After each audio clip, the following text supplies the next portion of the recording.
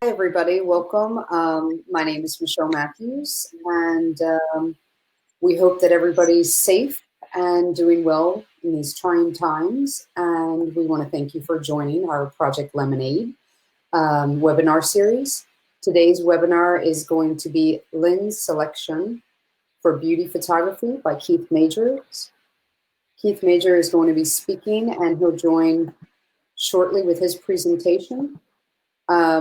So myself, Arnab, and Kate, we are going to be monitoring your texts that you can do off to the side where you've been saying hello. So if you have any questions, post them there and we'll answer them. Keith is going to be doing his presentation in segments. So at the end of each segment, then we'll come in and answer all your questions. So a little bit about Digital Transitions. We are based out of New York and LA both. We also have reps in other places like Texas and Maine and other places throughout the US. If you want to learn more after our webinars, you can always go to our website. You can book a one-on-one remote demo with us during these times, or in-person demo if it's not like now. And you can always rent something. Our contact information is here, and that's our social media as well, links. Again, we'll be answering questions at the end, and Keith is going to take over now.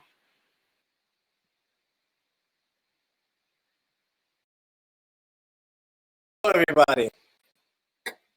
Thank you for joining us. We're going to talk today, as you know, about lens selection for beauty photography. How do you guys like my not too hokey, but a little hokey setup here? Say hi to Mr.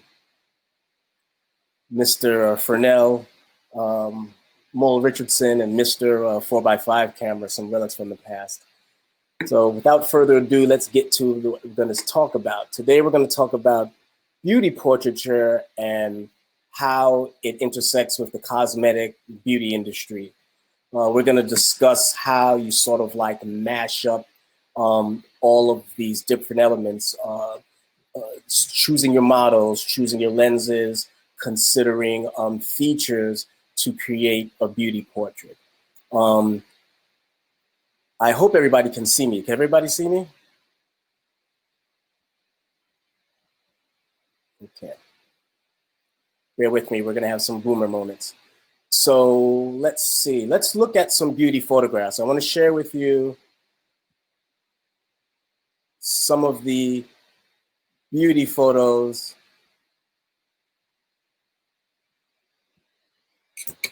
Let's see.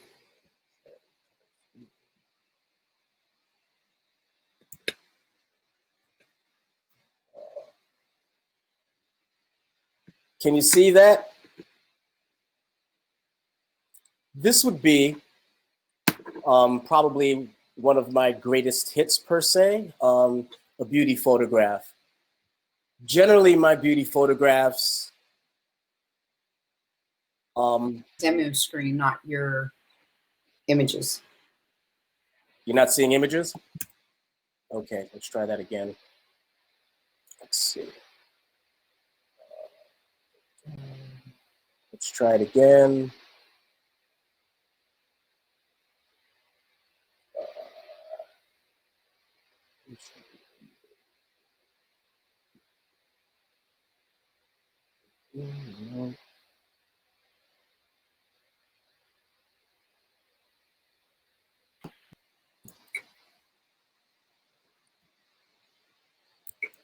Everybody, it wasn't working during our trial run to do it the way I was sharing. It was really pixelated and bad. So Keith is trying to share his screen again.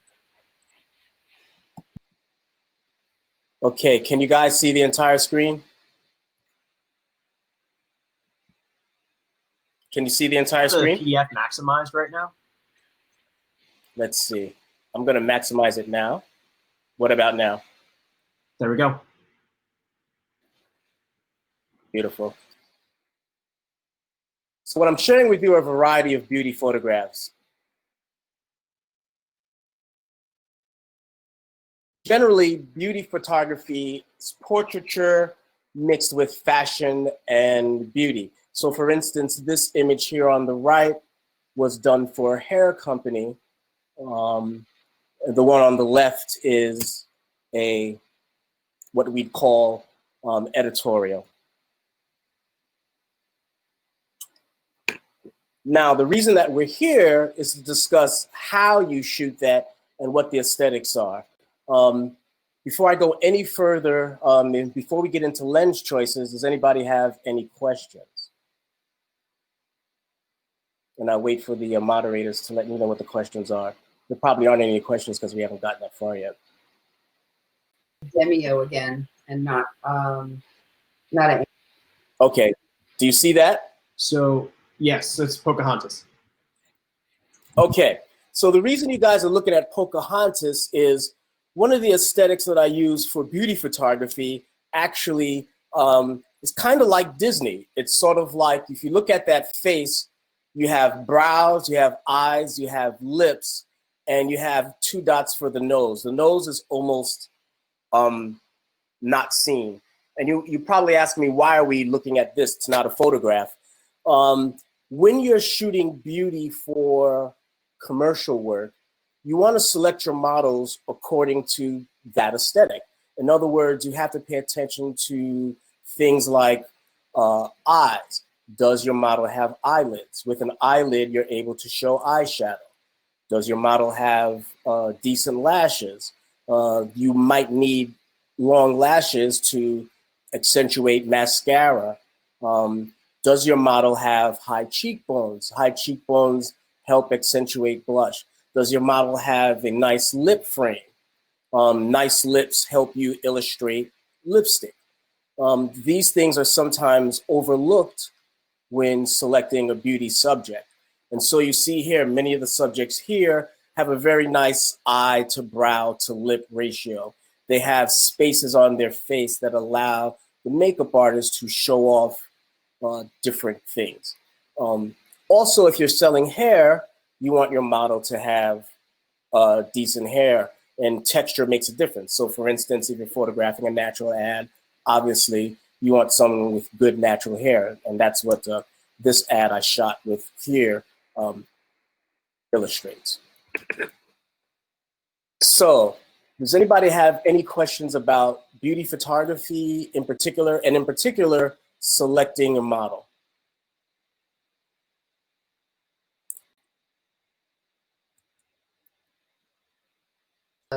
Someone posted the question.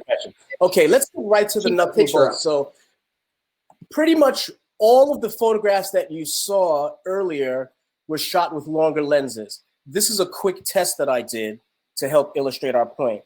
This photograph was taken with a 150 lens on the XF that I use, the Phase 1 XF. However, many of you guys I know use 35 millimeter formats. Your 35 millimeter equivalent would be a 135 millimeter. When I shoot 35, the 135 millimeter is my lens of choice. However, I would say that you could use what's called a portrait lens in every case. And those lenses tend to be from 100 millimeter to 200 and the like.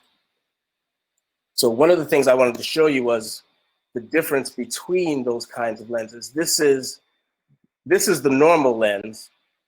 Let me see if I can get 2 of these up at once.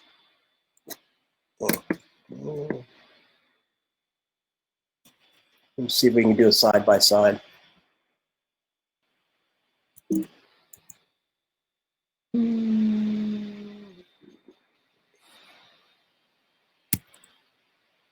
Okay.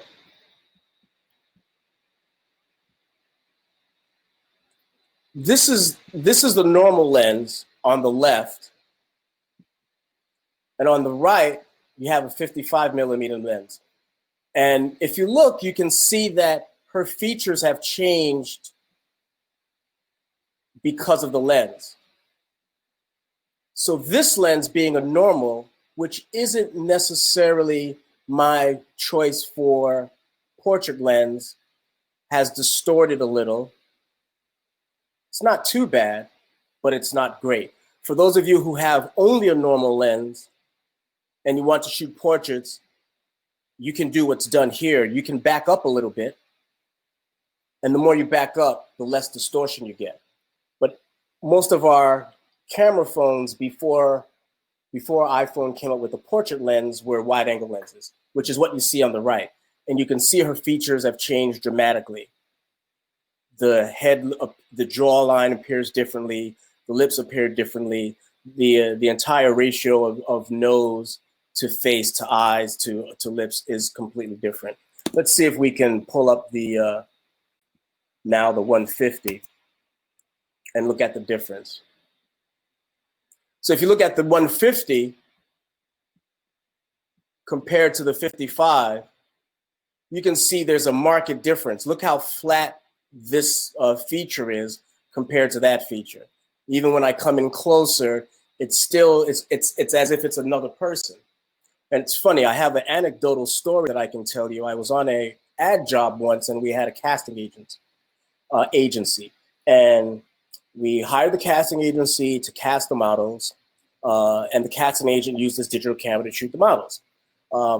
About end of day, I get this angry text from the client, and the client said, "Who are all these strange looking models with big foreheads?" And I thought I said I wanted great looking subjects. What's the problem?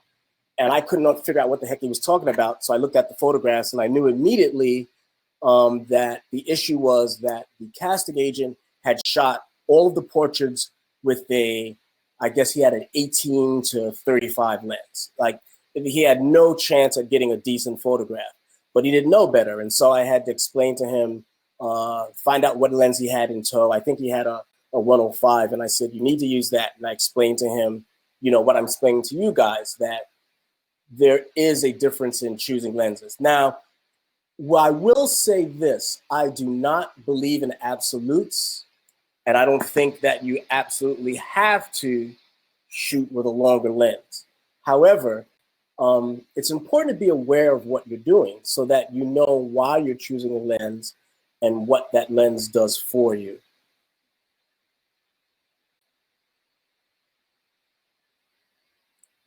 Okay, any questions?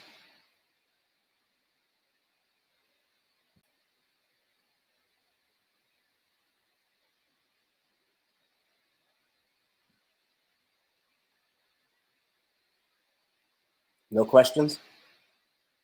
Oh, no face touching.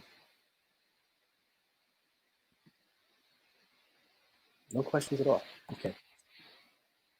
No questions? All right, let's look at... Two questions, Keith. Do you ever photograph the casting yourself?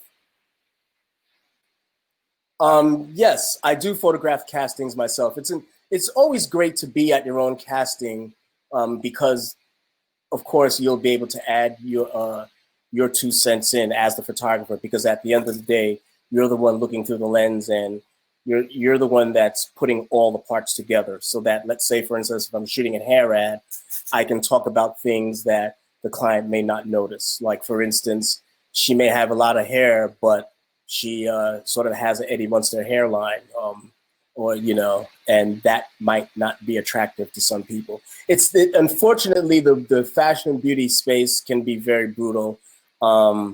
It's sort of like judging people based on what sells, because it's sort of aspirational. It's as if you want everyone to believe that they can look like that too. So for example, when I shoot African-American hair products, we always choose the darkest girl possible with the longest hair, because it has been proven over time that if you see a dark girl with long hair, you believe that that hair product really works. And people tend not to believe if they see a lighter person with long hair, they just believe that that's magic. And for some reason, darker skinned people don't grow long hair. So those little subtle things are part of what your clients are concerned with, and you have to help them do a better job. I hope I've answered that question. Is another question? What's my favorite lens? My favorite lens is the 150 on medium format. I choose that lens probably, if I had my way, I'd choose to shoot with that lens 95% of the time for everything. Unfortunately, it's not usable in all situations. And so generally my kit starts with, let's say I have a starter kit. Let's say I'm shooting a Canon starter kit. I'd have a 35 millimeter wide. I'd have a 50 millimeter normal, and I'd have the 135 long. I also like the very longer lenses. In relation to your own pictures, could you please tell us which lenses exactly?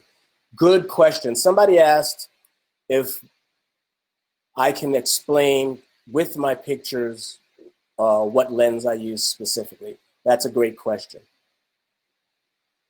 So for this photograph, this is definitely the 150 on, or actually no. Let me rewind that. I'm very sorry. This is a 250 on a Mamiya RZ shot on film. This is probably one of the last film photographs, one of the very few last film photographs I've done. It's shot around 2010. These photographs were shot also with the RZ 250. The 250 on the RZ 6x7 is a hair longer than 150, not by much, but it's a hair longer, I'd say. The photograph on the right of Zendaya was shot with a digital back, phase 1 digital back on a Hasselblad 503, and that was a 150 lens. Both of these photographs were shot with 150 lens on a Hasselblad with a phase 1 digital back. Both of these photographs are also shot, well actually shot on the right is shot RZ film. It's a very old ad. I shot on film. That's with the RZ with the 250. The shot on the left is digital back, also on the RZ with the 250. As you can see, in each case, I'm using longer lenses. This is a funny story because these were photographs from America's Next Top Model. And Tyra asked me at an event we were at, she says, do you want to be on Top Model? And I'm like, yeah, sure, of course. And she says, what do you want to do, fashion or beauty? I chose beauty because A, I enjoy shooting beauty. I think I'm best at that. And B, I had seen the show and I always tell the same story. I didn't want to be hanging from a helicopter in the Arctic because they do some crazy stuff with their fashion. But anyhow, the lenses that I used here, again, this is also the digital back on the Hasselblad 503, and this is a 150 lens.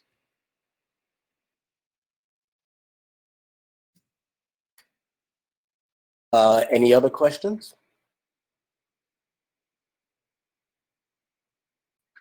Again, the reason why I choose the longer lenses is because I find them to be more flattering. Not only are you choosing a model based on her appearance and her features for beauty photography, but then you want to accentuate and enhance those features. You don't want to destroy a great looking face by coming in really tight on with a wide angle lens, unless of course that's what you'd like. There are times where that looks interesting. There are times where it's funky. But I think it's important to know and to be able to choose wisely, marrying the photo science with art and commerce. So for instance, you probably can see my notes here. If you're going to illustrate eyeshadow, you want to make sure that the model has eyelids. That matters. If you want to sell mascara, eyelashes matter. If you're going to sell tools for eyebrows, the eyebrows matter. Lip shape matters for selling lipstick. Blush matters in regards to cheekbones. Great skin. One of the things that you'll find is that you want to select a model with pretty good skin, because if you don't, you can sometimes save it with lighting. However, sometimes your lighting is, you're hampered by always lighting the model evenly. Let's say you want to light someone differently, where you have shadow to one side, that puts your light in a position that might accentuate the texture in the skin. And if the skin is not smooth, it's not going to look great. One of the other things that I employ also when selecting a lens is, unless you know that you're going to have spot on, amazing retouching, it's really important to select your aperture and your shutter speed wisely. For example, years ago, I was photographing a friend of mine, good-looking girl, good-looking co-worker at the studio, at my old studio. Interrupt. Keith, you've got your screen up still. Do you want to hide that while you're... Yeah, sure, thank you. You have to excuse the boomer moments.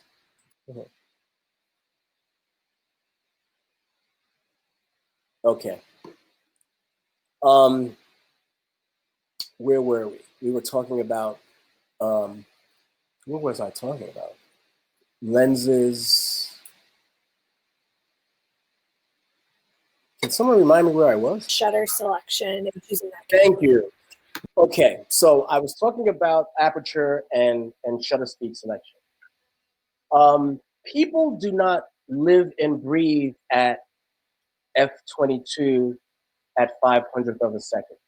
And you may find, if you do your own beauty test, that I've found that people tend to look more attractive when you slow down the lens, when you open up the aperture. And there's this dance that you have to do between your ISO, your film speed per se, and your shutter speed mixed with your aperture to achieve the results. Because sometimes you just have to go with the photoscience because the eye sees one thing, but of course we've all learned that the eye is an amazing instrument and the camera sees things differently. However, going back to the story that I was talking about, my friend was very attractive to the eye. And I shot a Polaroid. Back then we were shooting film. I shot a Polaroid and I probably shot it like, f/22 and f/16. She looked horrible. And I began to change my exposure steadily. And I noticed that as I got slower with my shutter speed, and as I got more wide open with my aperture, she began to look more like herself. And so for years, based on that experiment, for years when I was shooting film, I would hover at f/8, middle of the lens, sharp enough, but not too sharp, sometimes 5/6, and I'd shoot at anywhere from a 15th to the 30th of a second, even if I was shooting strobe, probably never faster than a 60th, because I felt like that extra living and breathing gave more beauty to my beauty. And it worked. I was able to make my bones shooting the Tyras of the world because people liked my beauty, makeup artists liked my beauty. But it happened because I made technical choices that had everything to do with beauty.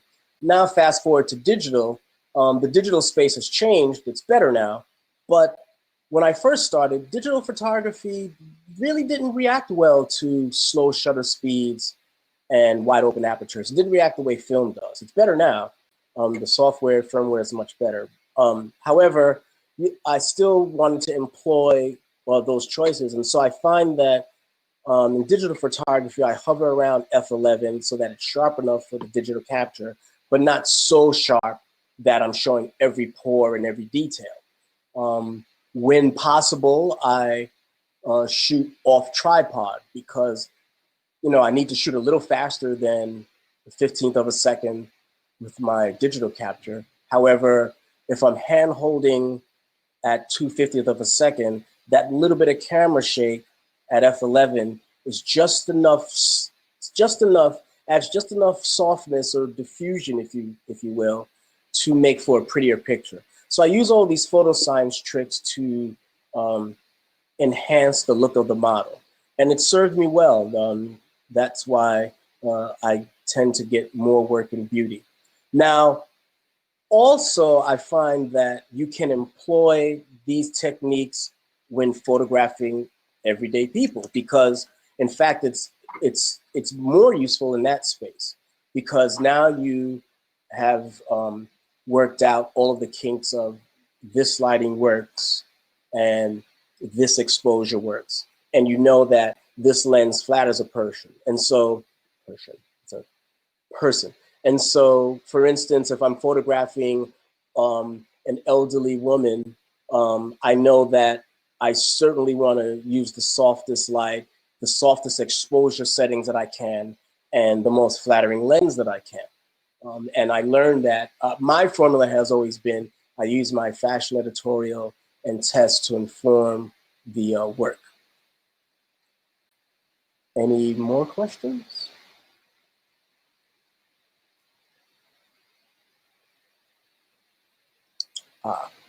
Someone had asked that this is mainly about lenses, but what is your favorite lighting scheme and tools?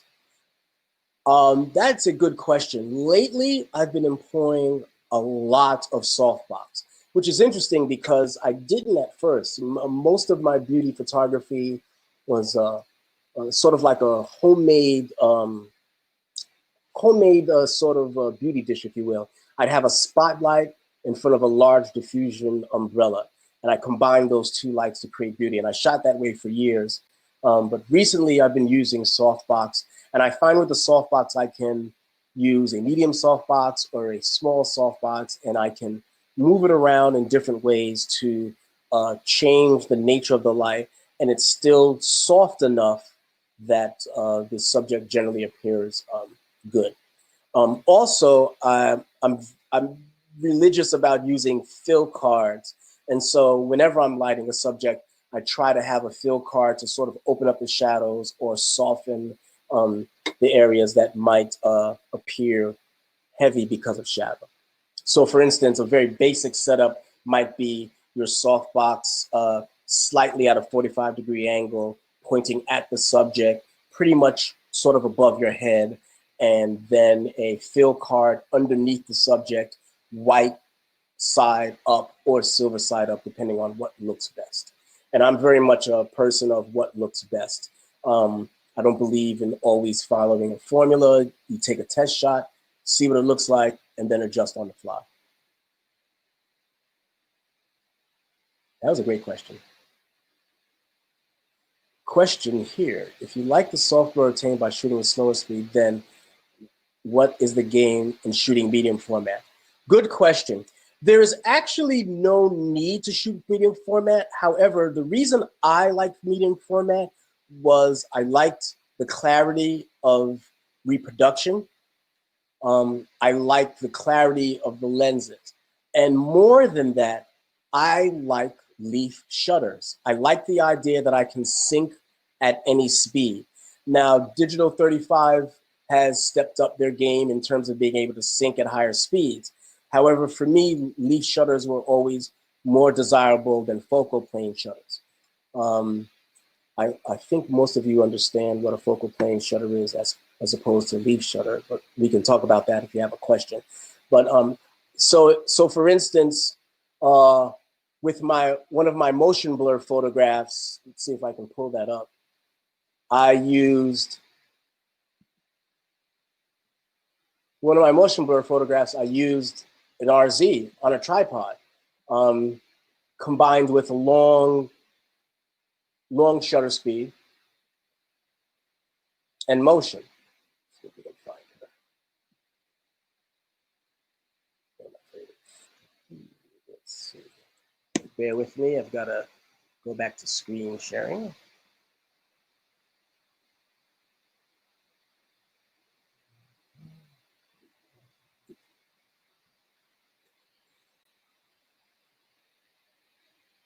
So this is a photograph where I employed motion. And yeah, maybe I could have achieved this with a 35 millimeter.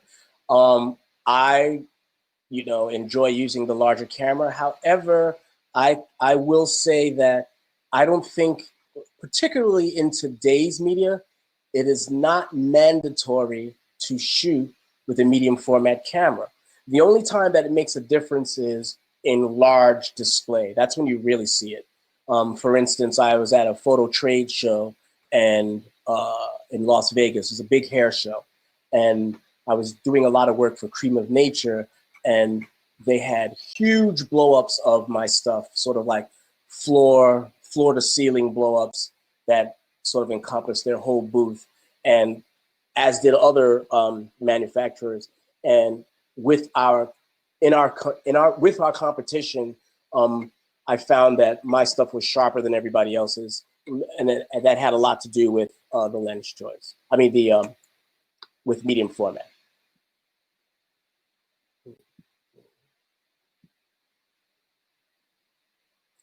Did you have a hard time shifting from digital? Someone asked that I have a hard time shifting from digital. That's a great question.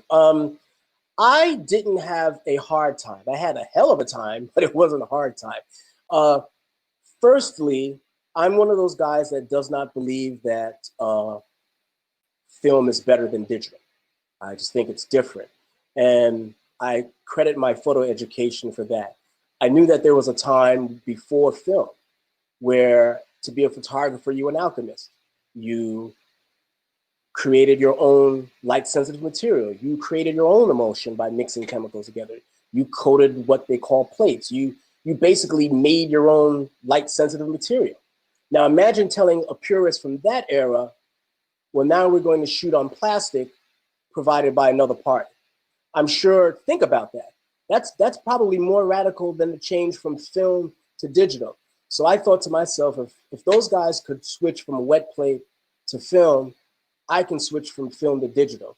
And so very early in the game, I started doing this. I started shooting all of my fashion editorial, which was my self-appointed projects or projects for magazines that didn't require a big budget and whatnot. I shot all of that digital. I would, rent a digital camera or get a digital back, work with a digital capture service. I just kind of found my way through.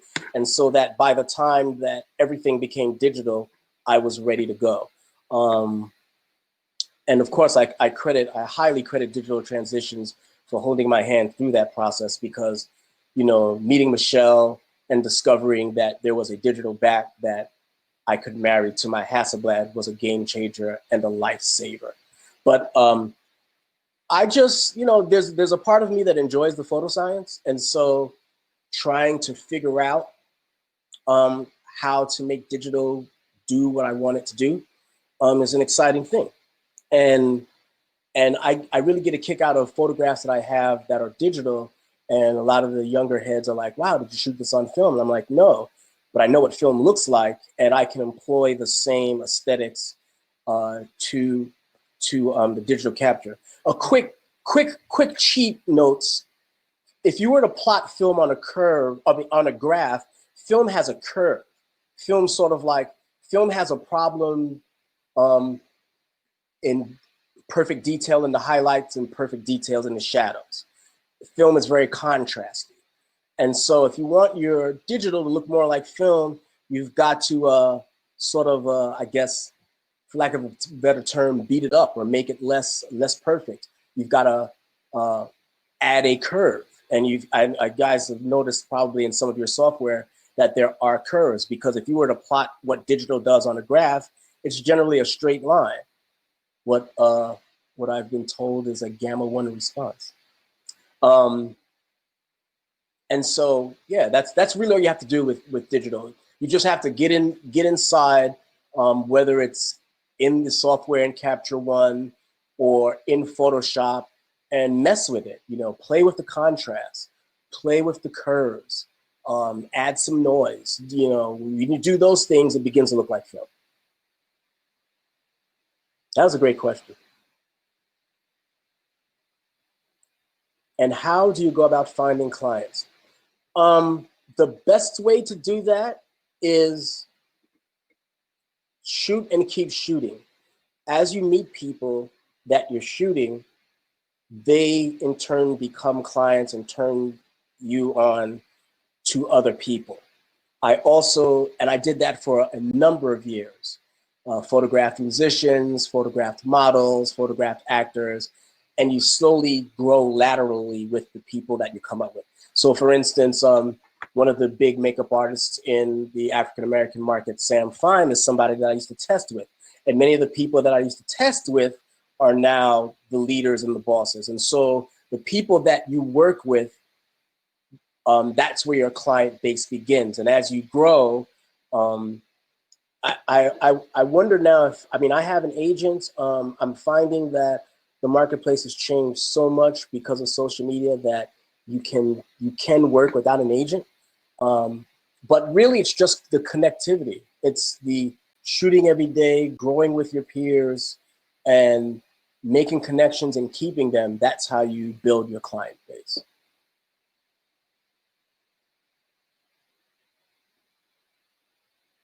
Any other questions? That was a good question. I hope I answered it. But that's really, there's no magic formula for finding clients more than just being personable and today being a nice guy on set. You know, you used to be able to get away with being the photo brat who, you know, but now that there are so many photographers and so many people doing it well, that nobody's going to put up with your bad day. So you've got to be a nice guy, because they'll just find somebody else if you're giving them a hard time. Okay, I'm going to keep marking the questions, but just to keep things moving, why don't you continue with the presentation, and then we can hit the rest of the questions at the end. Okay. Fortunately or unfortunately, I've probably gone over most of my presentation. Let me take a look here and see what else I have here.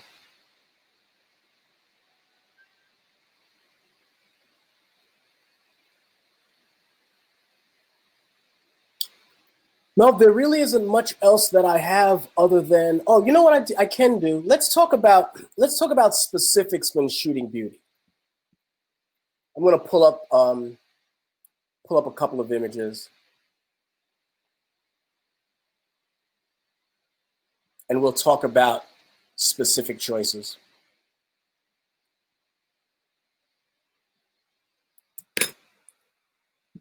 And let's go to screen sharing and share your screen. Okay. All right. So when you're shooting beauty, it's all about choices. See, I'm missing something here. There. So this photograph was not a hit at all.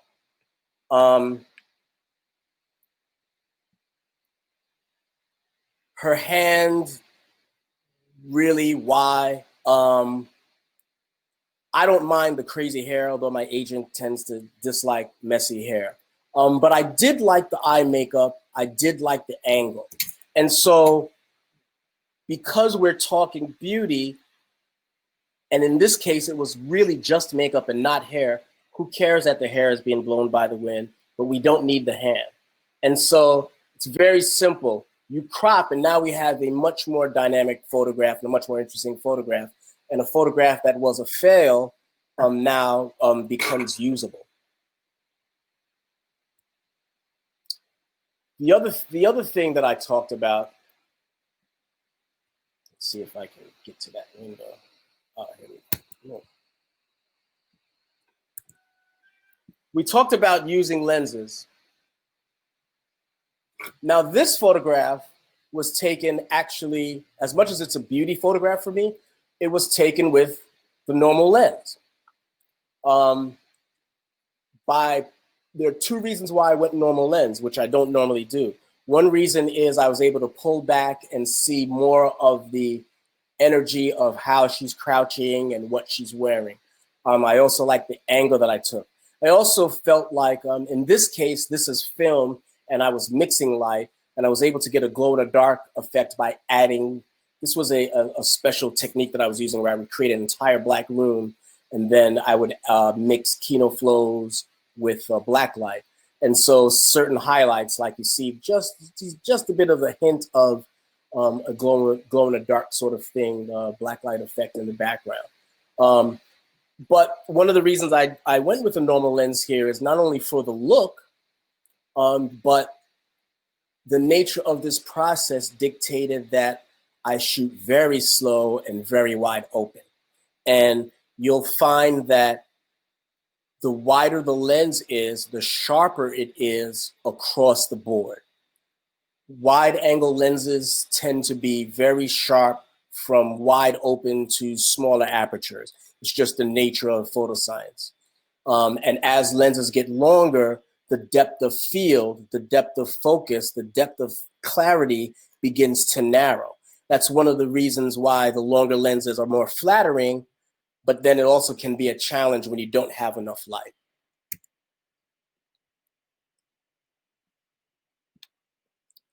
Now, I went over a couple of things there that really beg some questions. Does anybody have any questions regarding lens choices as it applies to aperture, depth, and depth of focus in particular? Because the aperture and depth of focus math really is an integral part of making wise choices in beauty photography. And you want to make your choices based on the kinds of results you want.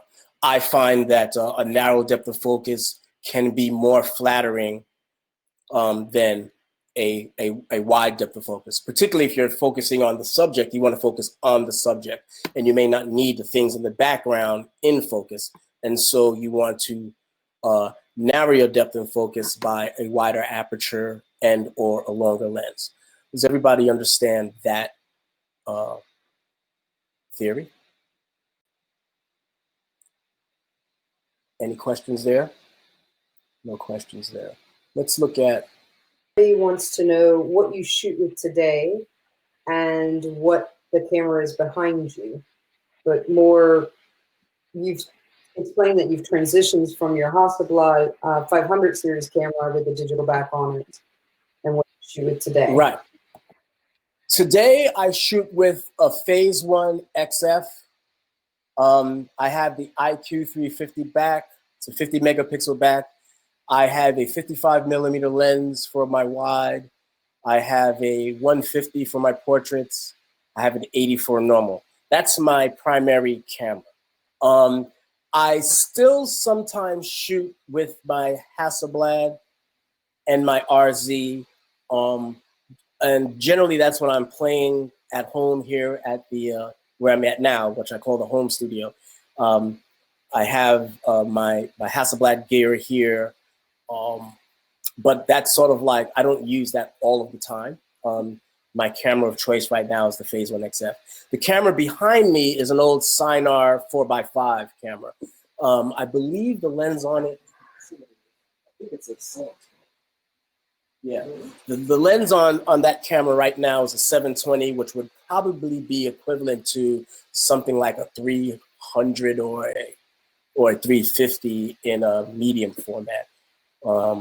Maybe a 250 in 35 millimeter.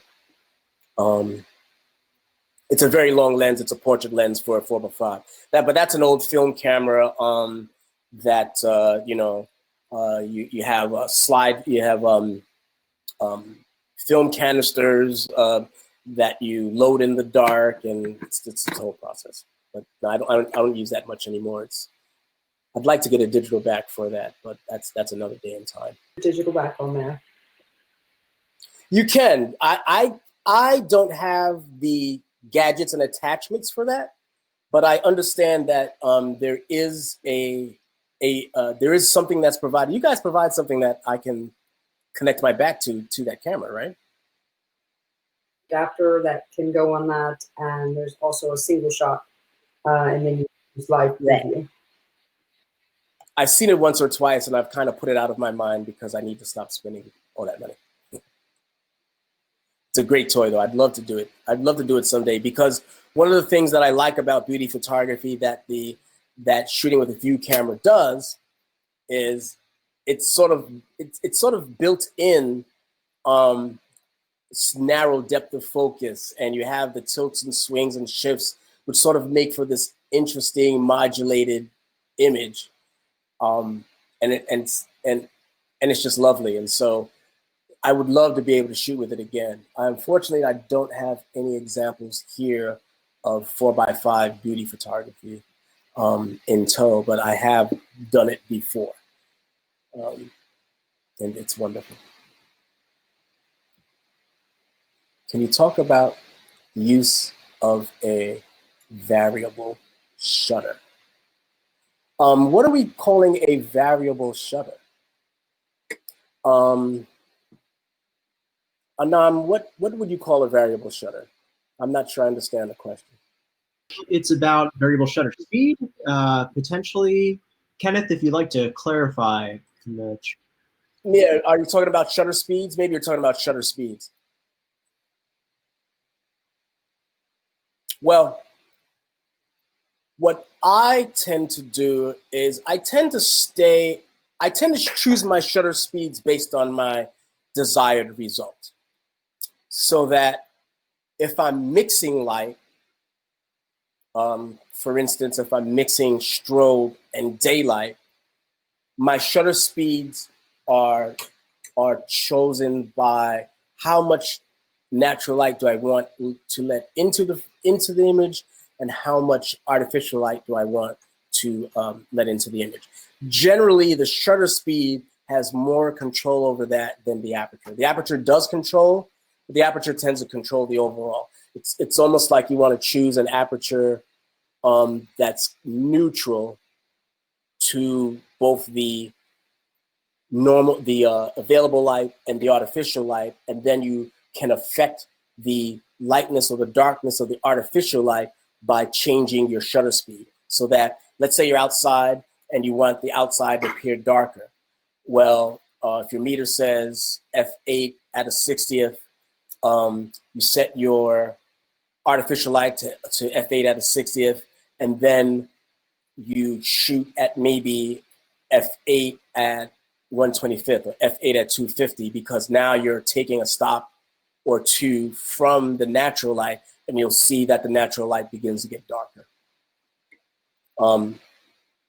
I hope that answers your question. But if you can clarify.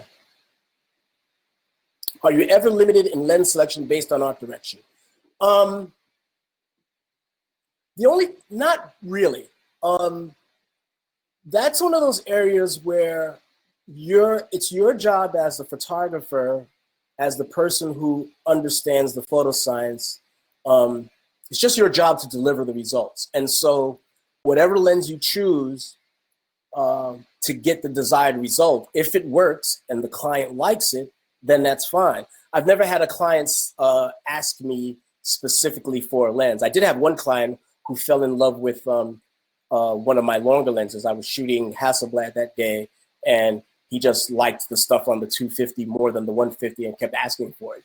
But that's because, during our downtime, we did a lot of talking and a lot of tech talk, and he was excited about being a part of the process. But for the most part, when you're on a job, it's more results-based than it is. No one really dictates to you the kind of photo science. You just have to deliver what's asked for. For instance, I'll tell one of my stories. Years ago, an art director told me they were on a gig, and they shot with a young photographer who had great stuff online, and they liked all the new things that he was doing. But what they failed to do was tell the photographer that it was for a billboard. And they failed to realize that the kid never did a billboard before, because everything was on the computer or on the phone. And so when they couldn't deliver the job to the client in the end, the ad agency couldn't deliver the job because the stuff was shot at some low resolution, like 72 DPI or something. And that's a story that lets you know that very often the client doesn't know what they need. It's your job to give them what they need. You have to find out how they're going to use the photographs, how they're going to be reproduced, and you have to address that accordingly. So for instance, if you know that your photographs are going to be blown up very large, then you want to make choices that are sharp. You want to make choices that have the highest resolution.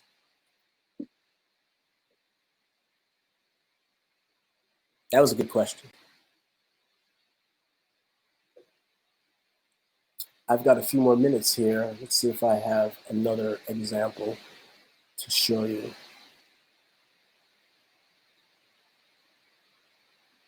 Oh, let's look at this.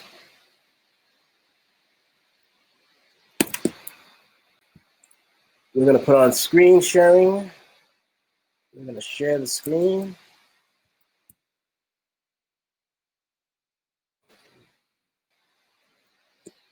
So this photograph was done. I hope everybody can see it. Somebody holler at me if you don't see a photograph. You can't see it? Oh, I see. Can you see it now?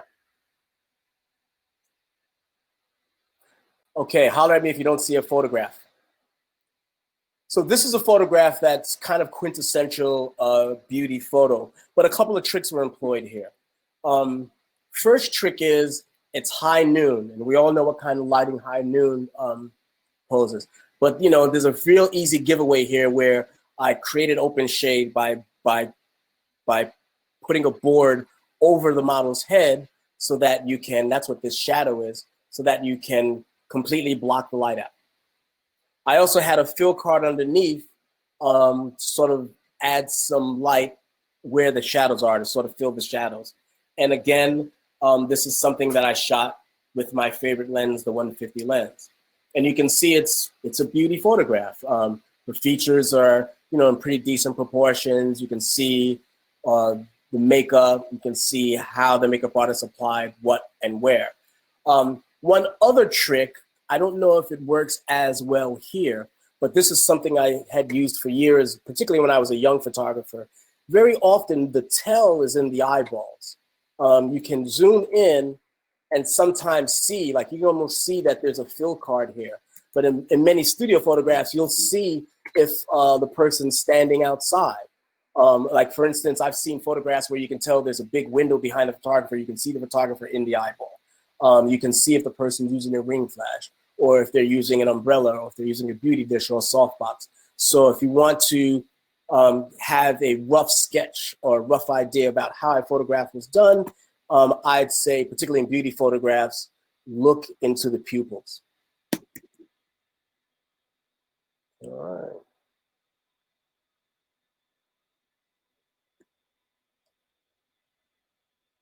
Let's see what else.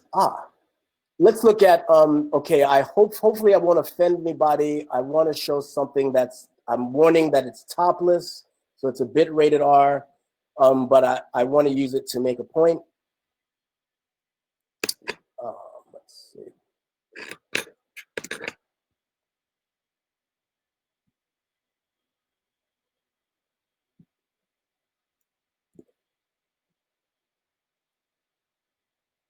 So this photograph in spirit is a beauty photograph for me. However, physically, to get the sort of intimate look, I was standing over the model.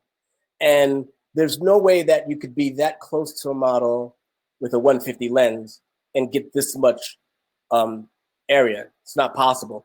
And so here, I used the 80 millimeter lens, which is normal to the Hasselblad. If you're shooting 35 millimeter, that's your 50 lens. I can't impress upon you more that a 50 millimeter is a really good lens. A normal lens can do a lot of different things. It's just that you have to be aware of how you're using it, so that if you want to get a beauty portrait, you may want to back up a little bit so that it's less distorted.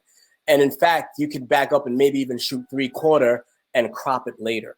One of the things that I noticed years ago in Vogue magazine, they used to do this thing where when they were shooting beauty photographs, you'd see the cover and it'd be this wonderfully tight cropped beauty shot. And then you'd go on the inside and you'd see the same photograph. However, the photograph was a lot bigger. There was a lot more of the subject. That was an old trick that was done in film photography where you could shoot someone very sharp further away and then blow it up, zoom in, as it were, or blow up, in your print or in your reproduction. That way it softens a little so that the person still appears flattering, but by zooming in and blowing it up, you kind of soften the features a little bit more by just the nature of photoscience. I hope that makes sense to you guys. We're almost near the end. Are there any questions?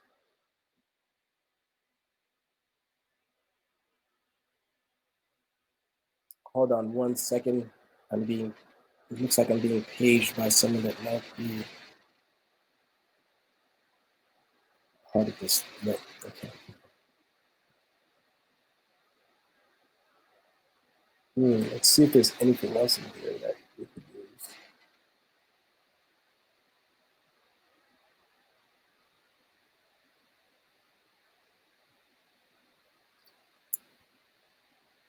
Let's look at the difference between two different, while I still have you guys, let's look at the difference between two different portrait lenses.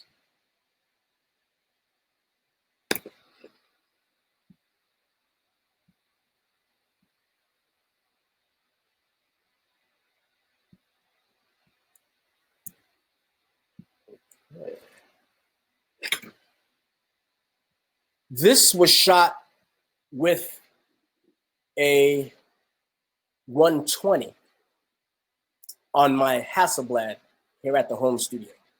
The 120 is a portrait lens, and so it does all the things that I wanted to do.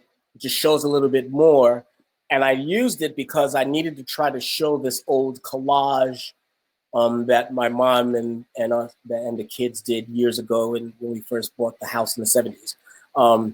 And it's been faded and distressed a little bit. That's a long story. And I added some other photographs to it. But I want you to keep that photograph in mind because this was shot with the 150. I got in a lot closer. And it's still, both of them are beauty photographs. Both of them work.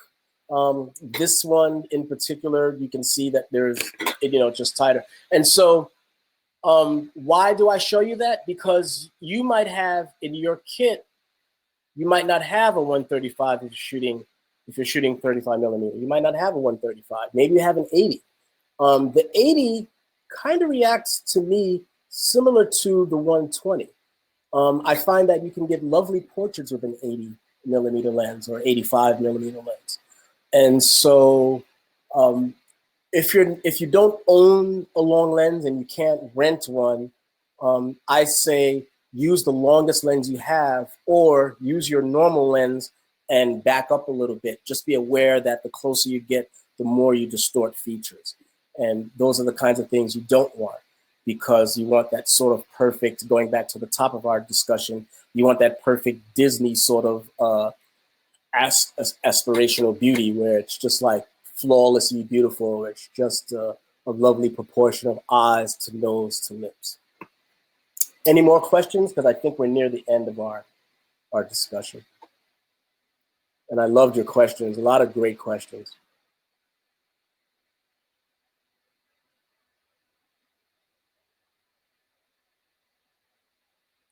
Is this a question for me? What is your current I think we've covered all questions. If somebody else has another question, please write it up, and we're happy to answer it. Also, if you need to, if you want for any reason to speak to me directly, my email address is easy. It's just keith@keithmajor.com. If you have any specific questions and you don't want to air them in the virtual room, and you want private consultation, I'd be more than willing to speak with you. I hope this has been informative. It's a little awkward stumbling through our virtual room here. One day we'll all get much better. You had one. But it was great being with you guys. Somebody wants to know what your normal crew size when you're on location. My normal crew size when I'm on location. I wish I had a normal crew size. It really depends on the size and the nature of the job.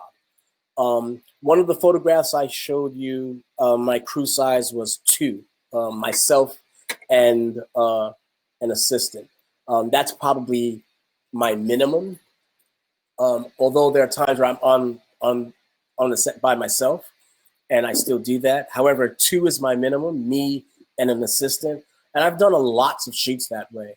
I don't require lots of bells and whistles. But then it depends on the job. When I shot, for instance, I did a cover story with Kevin Hart a few years ago, and I had tons of people on set. I had 3 assistants, and then there was, of course, the glam squad, the producer, the producer's assistant, and 3 people in set design. So a lot of that really depends on the gig. My crew sizes vary depending on the job. It's not like every production is huge. Some are huge and some aren't.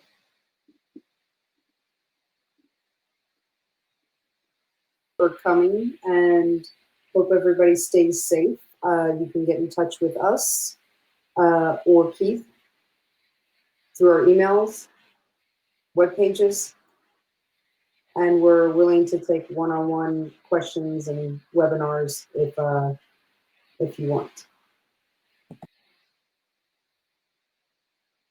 Thank you, guys.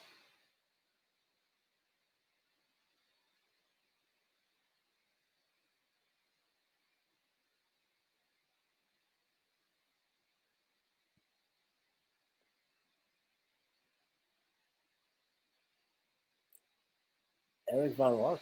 Oh. Are we still live?